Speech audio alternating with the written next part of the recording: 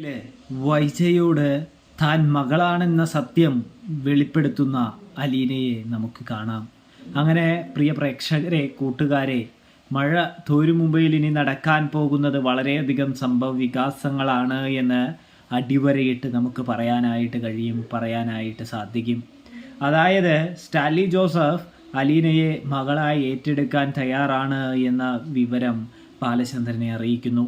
ഇതേ സമയം ബാലചന്ദ്രൻ സ്റ്റാലിനോട് പറയുന്നുണ്ട്, നിങ്ങൾ തീർച്ചയായിട്ടും ഇവിടെ വരണം, ഇവിടെ വന്ന് അലീനയെ കാണണം, അവളോട് നിങ്ങൾ അച്ഛനാണെന്നുള്ള കാര്യം പറയണം, അതിനുശേഷം മാത്രമേ ഞാൻ അവളെ നിങ്ങളുടെ കൂടെ വിടുകയുള്ളൂ എന്ന് പറയുന്നത് കാണാം. ബാലചന്ദ്രൻ്റെ ഈ ഡിമാൻഡ് അംഗീകരിക്കുന്ന സ്റ്റാലിനെയും നമുക്ക് കാണാം. ഒടുവിലതാ സ്റ്റാലിൻ നമ്മൾ മുൻപത്തെ എപ്പിസോഡിൽ പറഞ്ഞ മാതിരി കടപ്പാട്ടൂർ വീടിൻ്റെ കടന്നു വരുന്നൊരു കാഴ്ച കാണാനായിട്ട് സാധിക്കുന്നുണ്ട്. നമ്മളുടെ മുൻപത്തെ റിവ്യൂവിൽ ഇതൊക്കെ പറഞ്ഞിട്ടുണ്ടായിരുന്നു. അപ്പോൾ പ്രേക്ഷകർ പറയുന്നുണ്ട് ഇത് നടക്കാത്ത കഥയാണെന്ന്. നമ്മൾ പറഞ്ഞപ്പോൾ ആരും വിശ്വസിച്ചില്ല.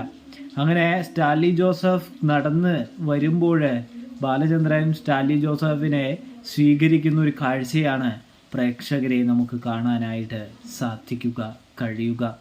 ഇതേ സമയം സ്റ്റാൻലി ആണെങ്കിൽ തൻ്റെ പഴയകാല പ്രണയ ഓർമ്മകളിലേക്ക് കടക്കുന്നത് കാണാൻ കഴിയുന്നുണ്ട്.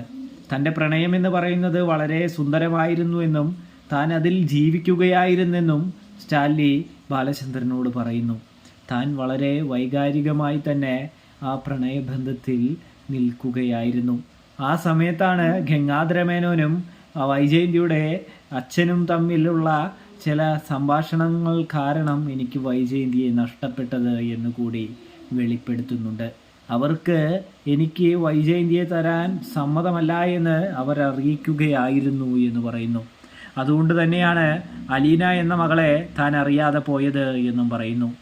ഇങ്ങനെയിരിക്കെ ഇവിടെ അലീന അച്ഛൻ മുഖാമുഖം കാണുന്ന ഒരു കാഴ്ച ബാലചന്ദ്രൻ അലീനയോട് പറയുന്നുണ്ട്, മോളെ ഇതാണ് നിന്റെ യഥാർത്ഥ അച്ഛൻ സ്റ്റാൻലി ജോസഫ് എന്ന്.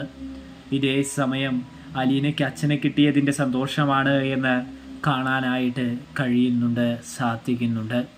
അങ്ങനെയിരിക്കെ നമ്മുടെ അലീനയാണെങ്കിൽ വളരെ സങ്കടകരമായി തന്നെ രോഹിയോടും ബബിതയോടും കൂടാതെ തന്നെ കൃഷ്ണമോളോടും യാത്ര പറയുമ്പോൾ രോഹിയാണെങ്കിൽ നല്ല രീതിയിൽ തന്നെ സങ്കടപ്പെടുന്നുണ്ട്, പൊട്ടിക്കരയുന്നുണ്ട് എന്ന് കാണാനായിട്ട് സാധിക്കും. ഇവിടെ ബബിതയുടെ കാര്യം പറയണ്ടല്ലോ. ബബിതയാണെങ്കിൽ പൊട്ടിക്കരയാനായിട്ട് തുടങ്ങുകയാണ്. ബബിത അലീനയ്ക്ക് ചേച്ചിയുടെ സ്ഥാനം നൽകി കഴിഞ്ഞിരിക്കുകയാണ്. ആ സമയം ബബിതയിൽ നിന്നും അലീന പോകുന്നത് കൊണ്ട് തന്നെ ബബിത വളരെയധികം സങ്കടപ്പെടുന്നു, പൊട്ടിക്കരയുന്നു. ഇതേ സമയമാണെങ്കിൽ ബബിതയാണെങ്കിൽ സ്നേഹം മറച്ചു പിടിച്ചിരിക്കുകയായിരുന്നല്ലോ. അലീന പടിയിറങ്ങുമ്പോൾ ബബിത ഓടിച്ചെന്ന് കെട്ടിപ്പിടിച്ച് പൊട്ടിക്കരയുന്ന ഒരു കാഴ്ച കാണാനായിട്ട് സാധിക്കുന്നുണ്ട്. കൃഷ്ണമോളുടെ കാര്യവും വ്യത്യാസമൊന്നുമില്ല. അങ്ങനെ ഇവിടുത്തെ യാത്ര പറച്ചിലൊക്കെ കഴിഞ്ഞ് അലീന പോവാനായിട്ട് ഒരുങ്ങുന്നുണ്ടെങ്കിലും അലീന ബാലചന്ദ്രനെ അറിയിക്കുന്നുണ്ട്, തനിക്ക് തൻ്റെ അമ്മയെ അവസാനമായി കാണണം, മേടത്തെ കണ്ട് തനിക്ക് യാത്ര പറയണമെന്ന് പറയുമ്പോൾ ബാലചന്ദ്രൻ അതിനും അനുമതി നൽകുന്നുണ്ട്. അങ്ങനെ ബാലചന്ദ്രൻ പൊളിക്കേണ്ട ആ സസ്പെൻസ് അലീന പൊളിക്കുന്നു എന്ന് കാണാം. മേഡം ഞാൻ പോവുകയാണെന്ന് പറയുമ്പോൾ നിന്നെപ്പോലൊരു നശൂലം പിടിച്ചവള്, എൻ്റെ കുടുംബത്തിലേക്ക് കയറി വന്ന് എൻ്റെ കുടുംബം നശിപ്പിച്ചവള് എന്ന് പറഞ്ഞുകൊണ്ട് തന്നെ വൈജ തുടങ്ങുകയാണ്.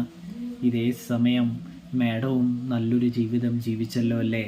23 വർഷങ്ങൾക്ക് മുമ്പ് ആഗ്രയിൽ ആണൊരുത്തൻ്റെ കൂടെ മേഡവും ഒരു ജീവിതം ജീവിച്ചില്ലേ എന്ന് അലീന എടുത്ത് ചോദിക്കുമ്പോൾ വൈജയന്തിക്ക് ഉത്തരം മുട്ടിപ്പോകുന്നുണ്ട്. ആ ബന്ധത്തിൽ മേഡത്തിനൊരു കുഞ്ഞുകൂടി പിറന്നില്ലേ എന്ന് ചോദിക്കുമ്പോൾ അതിന് കുറച്ചുകൂടി ആക്കം കൂട്ടുകയാണ്. സത്യം പറയാലോ, ഞാൻ മേഡത്തിൻ്റെ ആട്ടും തുപ്പും ഒക്കെ സഹിച്ച് നിന്നത് മേഡത്തിൻ്റെ വേലക്കാരി ആയതുകൊണ്ടല്ല. മേഡം 23 വർഷങ്ങൾക്ക് മുമ്പ് അനാഥാലയത്തിലേക്ക് തള്ളിയ മേഡത്തിൻ്റെ മകളില്ലേ, അത് ഞാൻ തന്നെയാണ്. മേഡം, നിങ്ങൾ എൻ്റെ അമ്മയായിരുന്നു. ഇതേ സമയം ഭൂമി തകർന്ന് അതിൻ്റെ ഉള്ളിലേക്ക് പോയാൽ മതി എന്ന് വൈജയന്തി ചിന്തിക്കുന്നൊരു സാഹചര്യമാണ് കാണാൻ കഴിയുക. ബാലചന്ദ്രൻ ഒളിപ്പിച്ച് വെച്ചിരുന്ന, മുറുകെ പിടിച്ചിരുന്ന, പൊട്ടിക്കാൻ വേണ്ടി വെച്ചിരുന്ന ബോംബ് അലീന പടിയിറങ്ങുമ്പോൾ അലീന തന്നെ പൊട്ടിക്കുന്നു എന്ന് നമുക്ക് കാണാം. ഇതേ സമയം താൻ എൻ്റെ മകളെ തന്നെയാണല്ലോ ഇങ്ങനെ പറഞ്ഞത് എന്നുള്ള കുറ്റബോധം നമ്മുടെ വൈജയന്തിയെ വേട്ടയാടാനായിട്ട് തുടങ്ങുകയാണ്. പ്രേക്ഷകരെ, പ്രിയ കൂട്ടുകാരെ, അപ്പോൾ നിങ്ങൾക്ക് ഈ റിവ്യൂവും കാര്യങ്ങളും ഇഷ്ടപ്പെട്ടാൽ ചാനൽ മറക്കാതെ ഒന്ന് സബ്സ്ക്രൈബ് ചെയ്ത് സപ്പോർട്ട് ചെയ്യാനായിട്ട് ശ്രദ്ധിക്കണേ. തെറ്റുകുറ്റങ്ങളുണ്ടെങ്കിൽ ക്ഷമിക്കാനായിട്ടും ശ്രദ്ധിക്കണേ.